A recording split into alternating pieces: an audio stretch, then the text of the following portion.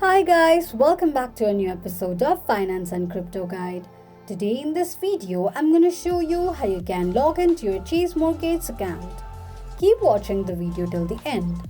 To log into your Chase Mortgage account, firstly go ahead and launch open your Google search. On the search box at the top, type in chase.com and make a search. The official page of Chase Mortgage account will appear on the screen. From the official page, tap on Sign In option at the top right side of the screen.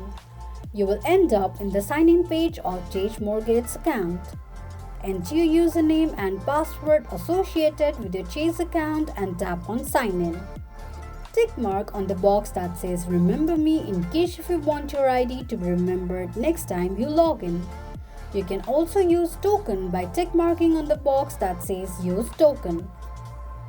If you don't remember your username or password, click on Forgot Username or Password option. This is how you can log into your Chase Mortgage account quickly and easily just in few steps. If you have any thoughts or queries, let us know in the comments section. Don't forget to subscribe to our channel.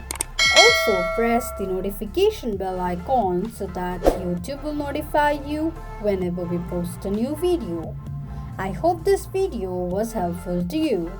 Thank you so much for watching.